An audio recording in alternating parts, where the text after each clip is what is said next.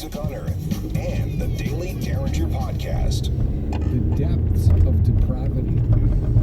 That is where Luke found himself. And can I just say before we get into it, just think about this. Luke probably only really had a minute or so to think of this idea. This wasn't he hatched some idea and he put something out there in hopes to get something in return. Something was brought to his attention. Someone reached out to him and he wanted something immediately back and quickly. I'm going to say right now, and you will hear the story of Luke and Bethany. Luke is the worst friend ever. The worst friend ever. So it's 10 o'clock on a Saturday night, and Johnny Garth Garbett, one of your longest serving friends, calls you and says, buddy, I know you're only a few minutes away from me right now because I'm tracking your movements. My car's broken down. Can you come and help me? You're going to do it. In a heartbeat. Right? And you expect nothing in return except, and this is very important, expect a thanks. Yep. Hey, thanks, man. Appreciate that. Now, I think we all understand and have, if you're on Facebook, people that you accepted friendship from who are not really friends. Like, they may be a friend of a friend. You may not know them at all, but go, their profile looks all right. And they're harmless. So here's Bethany. And Bethany is in England, in Norfolk. And Bethany, she and her friend, they're in, I love the way they talk to, a retail park. So your industrial plaza, essentially.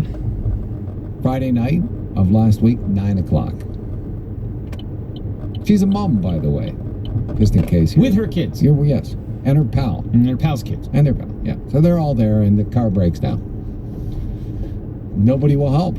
Like, there's nobody driving, but people are like, hey, I'm not helping. So she does what many have done. She goes to Facebook. Mm-hmm. Because in most cases, a lot of your Facebook friends are going to be local. Maybe one of them's in the area. Right? I got the kids in the crowd.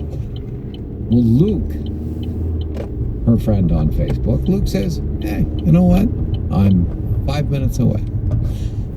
But Ryan Parker, Luke wanted a little something in return. He certainly did. He said, I'll come and boost your car for you if you send me a bra pic.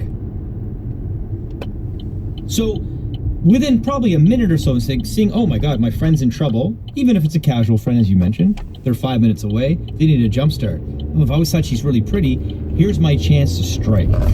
And if you had no intention of going and helping out for free, why would you even answer the ad? Well, or they answer the Facebook post. You go, I can't help out here. Right. I'm thinking he thought she's desperate. She might do this. Which is if getting a picture of a girl in her bra and she's only doing it because she absolutely has to is super pathetic. See, one of the things I think as guys is that we have a very, very difficult time understanding a woman's perspective on things, right? Like, when I started seeing on Twitter many years ago, and almost exclusively women in their banner, no DMs. And I thought, well, why is that? Like, why? Well, you quickly find out why is because guys follow someone on Twitter, they get followed back. Now, depending on your settings, you can exchange DMs. Mm-hmm. And the first thing some guy sends is a dick pic. Or they ask for nudes. Give me hey, how about nudes? Exactly.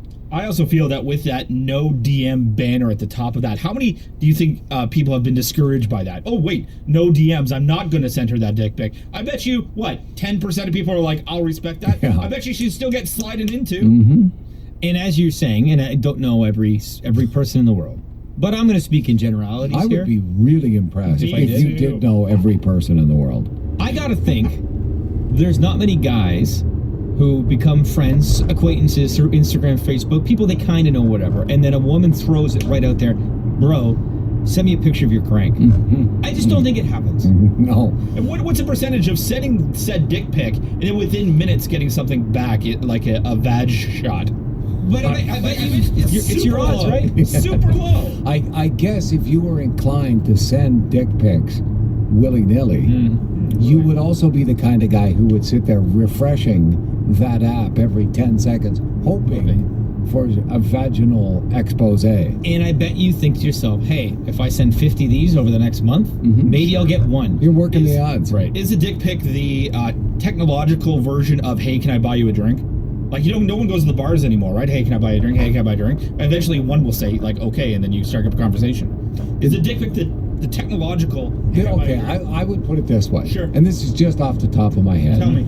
Sending a dick pic as an opening salvo to a potential hookup or maybe even relationship is about the same as being in a bar and using a pickup line that involves 4 C-bombs. Right. It's just... It's aggressive. It's not going to work. Right. Now, sorry, what this guy did was not... It puts a red mark on all guys, right? And to Ryan's point at the beginning of this podcast was this guy had made a split decision. I don't think he did. I think this guy, they've been friends on Facebook. He's like... maybe has a bit of a thing, a crush, checking for, bikini shots from the Dominican. And it was waiting in the grass to strike, and this was his moment to do so. And he had to jump on it. Now, yes. She, Bethany, said no. So he said, I can come help you. He said, actually, what's in it for me? And she goes, seriously, dude, we're just home freezing with our kids. We just want to get home. This is essentially extortion. Right. Yeah, but send me a pic of you and your bra, and I can be there in 5 minutes. And then she says for him just to leave her alone. I get the impression he's also got a bra thing. You could be, yeah. Like he didn't ask for topless, full topless. right, He asked weird. for the bra. And not even one out, one in, right? That comes from experience. I'm sorry. You don't think that way off the top of your head. Someone's got a fetish and we just found it. One in, one out. Okay. All right. Well, I didn't know that was a thing, Wow. but Me I neither. guess it is. Okay. All right. Fair enough. So Bethany finally says, like, I've had enough of your act. But the worst part is he keeps saying I'm 5 minutes away, and then I'm 2 minutes away, and he's like, basically, send me your bra pic because I'm driving right by you right now. I'll leave you and your friend and the kids in the cold. And she eventually just says, you know what, leave me alone. And another friend came and boosted the car. And I would guess he's been unfriended. He has been unfriended since. But- he missed his opportunity. What he did was terrible. But, and don't get me wrong here. I'm not condoning what he did. We fully intend on getting you I just wrong, want to buddy. go on the other side for a second. He did give her an out. There wasn't a way out of this situation. I guess she didn't need to get home that bad. But what I'm saying is like if I'm in a terrible situation, let's say it's snowing, Nova Scotia like, and it's minus 23 degrees, my furnace goes out, and I put on Instagram, hey, is there anybody who can fix my furnace? Somebody's like, yeah, send me a picture of your Ginch. Guess what? You're getting that Ginch pic. I hate to tell you, dude, chick, whatever. You're getting the Ginch pic. Because I'm in that situation. Okay, what if she asked for one in, one out? One nut in, one nut out. I physically can't do that. I physically can't. You get one in, half out. IVF, baby. Okay. So a guy, let's just call him Roy. Sure. Roy responds to your cry for help because you've got no power in your house. You have a young child. Yes. It's very, very cold and snowy, and you just want somebody to get your power back on. Yeah. And Yes. Tell me your scenario. Give me your demands. And he says, okay, if you send me a pic of you in leopard skin undies, and you say, no problem, buddy, I'm going to do that. I'm going to go to my third drawer. Do you then question that afterwards, or is it, hey, that was just the price of doing business? The latter. Because much like Bethany, I also have a child, right? And I have to think of them. And if sending you a picture in any sort of underwear in which you request gets my furnace back on. He's sent dick pics. And you know what, too? I think that's something you could tell your daughter when she gets older. Like, just so you know how much I love you. Remember when Pablo Escobar burnt all his money? Do you remember that scene? Yeah, to keep his kid warm. So Pablo Escobar was on the run, right? Yeah. And it was really, really cold, and he needed heat. And so what does he have? Piles of cash. So to keep his little daughter warm, he lit hundreds of thousands of dollars on fire. Johnny, you could say to your daughter, like, you're the Pablo Escobar of Canada. You sent Roy a picture of you in leopard skin skivvies for your daughter to be warm. Listen to me. I think we all saw the video. They needed water at Firefest. And what was Andy King going to do? Right? Okay, but no, hold on. Andy King is an outlier. Next level, though. And Andy King took it to him. But he did what he had to do to get the water. Do you understand? He was willing to. Yes, he was. Andy, greatest friend of all time. I'm going to say Luke is the worst friend. So we have now hit polar opposites. Sure. Andy King, Firefest, this man will get you water. Yes. She Luke- did have a way to get home. She just decided not to take it. And I'm not saying that what he did was right. He's really sticking to No, this. but I'm just Yeah. saying. Like, He's a I'm just saying. progressive man. Yes. Yeah. If I've learned one thing about you today, is that you have a fetish for one in and one out of a bra. Didn't even know it was a thing, Johnny. We all got our thing. We all have our things, Johnny, and quite clearly, yours is What- now out in public. Well, what is? We're tipping the cap this morning? Yeah, we are. Yeah. This guy. Tipping the helmet. Yes, we are. That's up to her. To a young fella who I can respect. Sometimes you have to put your faith in our future. Mm-hmm. And we believe that this young man out of New York is our future. That's right. Frankie Ruggieri is my Greta Thunberg. Okay. I'm saying it right now. Okay. A teenager with an agenda I can get behind. Well, look at Dare you? what he's doing early in 2020 could put him up for Time Man of the Year. He's my next vote. year already. Yes. He is an early contender for Person of the Year. I think he's got about 20,000 votes. He does. Yeah, he does. He decided he's going to put together a petition. And when you hear what his petition is, first of all, you may not care about the event, but tens of millions of people do. And if you care about the event, I think you at least have to listen to what young Frankie has to say. Frankie says, probably what we've all said, but Frankie actually did something by putting this petition together is, let's move the Super Bowl from Sunday to Saturday. Simple. Change.org. Climate change doesn't affect my life. Football does. Let's get on this and change it. And as Frankie points out, there's a lot of people that call in sick on the Monday. Like, I think it's millions. Millions, like 17 million or something like that. Something like that. So wouldn't the workforce rather you come in on the Monday because you have Sunday to work that hangover off or that food hangover off? What if there's a meeting on the 3rd of February, the Monday a week from next Monday, and your boss couldn't care less about football? Right. Says the meeting's at 8:30, the morning after the Super Bowl. That's too bad that your game's on, but we'll see you at 8:25. Because work pays your bills, football doesn't. Correct. So you have it on the Saturday. You have all day to amp up for it. And as you pointed out, I don't even care what time it starts on Saturday It night. could start Saturday night at 11:30. I'm Right. good. Right. Just make it Saturday night. 11:30 Vegas time. You think about all those people that drink, but also think about the people that just eat. You feel awful the next day. You're not productive at work, even if you do go in. Then, if the game Super Bowl is on Saturday night, you have all of Sunday for your recovery. You get into a big old ice bucket. Yes. You lay down for a couple hours. You risk hypothermia. You sleep it off. You have 4 to 5 naps. Right. You feel like $1 million on Monday morning. Yes, you do. 17 million people are going to work. Businesses should be behind this idea. God bless you, Frankie.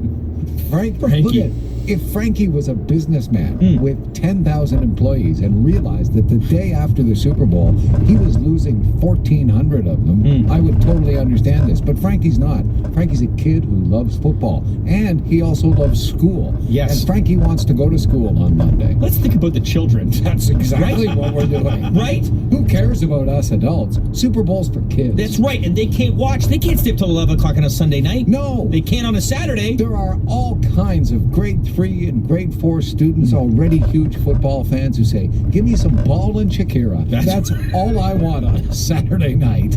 Come on. Make it happen, Frankie. Frankie, you are the best, buddy. I can only hope my children watch Super Bowl on a Saturday. It might not be in my lifetime. And I can only hope that my children show the initiative that you have, young man. 20,000 already signed up. Change.org. Super Bowl Saturday night.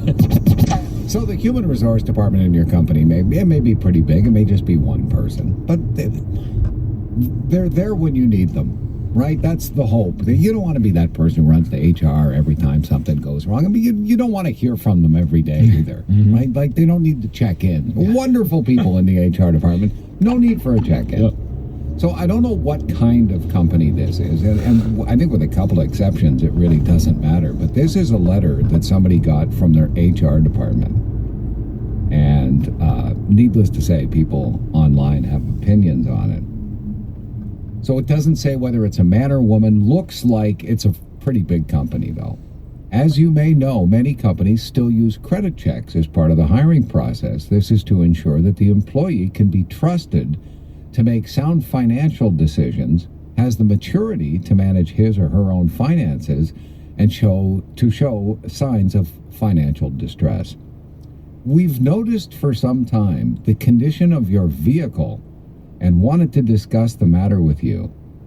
Your annual salary is known to us, and a newer and more appropriate-looking vehicle should be within your financial reach. It's our concern that perhaps you're having a difficult time financially. Frankly, the concern is if you cannot afford a newer vehicle, then either you may be susceptible to fraud or you're not responsible for the position you maintain. To be even more frank, it just looks bad. Please let us know if there's a reason you have not upgraded your vehicle before now. And then it goes on to basically say, oh, the last line is a beauty. Otherwise, please address this situation as quickly as possible. We'll be happy to refer you to dealerships who we've worked with in the past. So That's embarrassing. the exact opposite of what they're saying is often true. The person with the worst looking vehicle in the parking lot at work is often the person who has the most money saved. Right? Yeah. They're not going out and blowing 125 grand on a car. They're doing 450,000 kilometers on this one, and they're multimillionaires. That's right. That is very aggressive and insulting. Incredibly insulting. You know, if it was like that person's car broke down 7 times a month and they were late for work, Correct. maybe I'd hear that argument. I don't think you have to get personal with it, but you have to at least let them know, like, hey, you have to find a way to get here on time. And if there is, let's just say this is a government operation where there's some secrecy involved and you may indeed be susceptible to outside influence, would you not be a little more concerned about the person who shows up in a McLaren than the one who shows up in a 92 Camry? Great point. And, you know, if you have families, and up until 3 months ago, I drove a clunker, and a lot of people do, it's because you kind of put your needs last. You know, like your kids come first, and you know what I mean? That's the St. Parker way. Right, exactly. We all do it. St. Parker does that. We all sacrifice. Yeah, you do. And like, But there are a lot of people, tons of people, who just couldn't care less what they drive. I'm not a big car guy, am I? No. You never hear me really talk about cars. I just wanted to get where I gotta go. But can you imagine our boss coming to you and saying, "Hey, Ryan, I can't. I'm a little concerned that you're going to be giving out free plugs to everyone on Earth because quite clearly you have no financial responsibility." I'm amazed at the reach that the HR department has, that because of the car you drive is how terrible you are with your money. Like, just the balls of the people to like equate that together. You want to like make fun of a guy like, I don't drive the greatest car in the world, go ahead. But if like my HR is coming down on me about it, well, and they're like, making up a conspiracy. And aren't they supposed to be there for like mental health and stuff? I thought so. You're stressing me right out, man. I was having a good day until this letter came. They're causing a problem where one didn't exist. Hello, HR.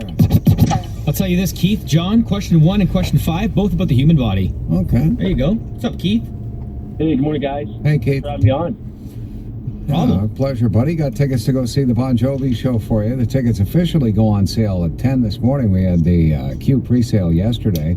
That will not be a concern of yours. Getting tickets at 10 o'clock this morning, though, Keith, as you will win them for beating me today on Smarter Than Dare. You feel smart today on Friday, John? I'm feeling a little derpy. Okay. Keith, this is it then, man. Got the derp on. Okay. Take advantage of this opportunity. Feel a face plant coming, my friend. Keith, good luck. I love that laugh, Keith. Okay, so John's about to leave the room. You got 5 questions. You have 40 seconds. He has 30. Let's see how you do. Keith, what is the most common eye color in the world?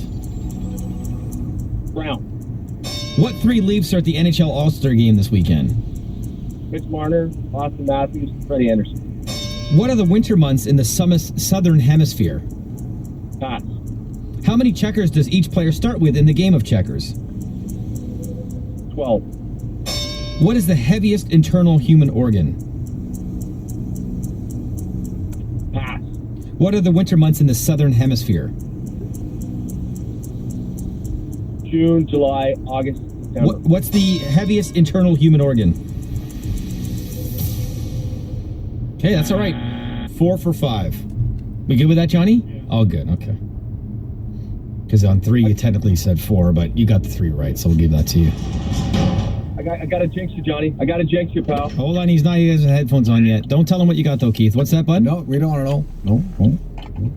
Got a jinx, Mr. Derringer here. Are you throwing the jinx out there? Jinx it up. Hey, you do whatever you got to do.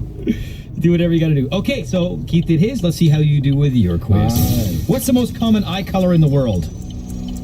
Brown. What three Leafs are at the NHL All-Star game this weekend? Mitch Marner, Austin Matthews, Freddie Anderson. What are the winter months in the Southern Hemisphere? June, July, August.